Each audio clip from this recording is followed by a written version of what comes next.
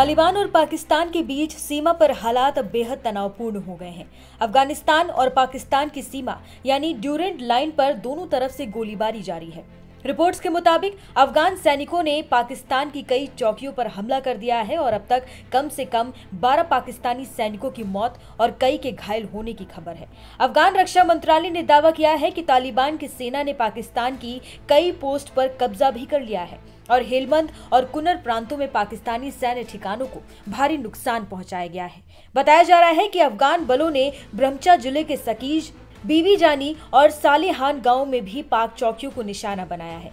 ये टकराव ऐसे समय में हुआ है जब कुछ ही दिन पहले पाकिस्तान ने कथित तौर पर काबुल, खोस्त, जलालाबाद और पक्तिका में एयर स्ट्राइक की थी, जिसमें टीटीपी के चीफ नूर वली महसूद को निशाना बनाए जाने की बात सामने आई थी। अफगानिस्तान की ओर से कहा गया है कि शनिवार देर रात नंगरहार और कुनर में हुई ये जवाबी कार्रवाई उसी हमले का प्रतिशोध है। तालिबान की ओर से जारी बयान में ये कहा गया है कि अफगान सेना ने पाकिस्तान के हवाई हमलों के जवाब में ड्यूरेंट लाइन के पास स्थित पाकिस्तानी चौकियों को निशाना बनाया है। हालांकि पाकिस्तान की ओर से अब तक कोई आधिकारिक बयान नहीं आया है, लेकिन सुरक्षा अधिकारियों ने पुष्टि की है कि सीमा पर कई जगह झड़पें हो रही हैं और हमारी सेना भी जवाबी कार्रवाई कर रही है। दोनों देशों के बीच ये भिड़ंत ऐसे समय में बढ़ी है जब अफगानिस्तान के विदेश मंत्री आमिर खान मुत्ताकी भारत के दौरे पर हैं।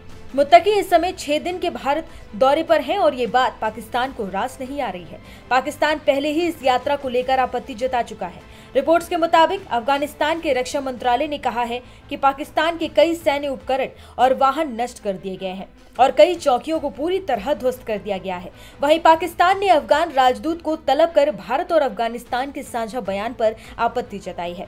इस बयान में जम्मू कश्मीर को भारत का अभिन्न हिस्सा बताया गया है, जिस पर पाकिस्तान ने ये कहा है कि ये संयुक्त राष्ट्र के प्रस्तावों का उल्लंघन है।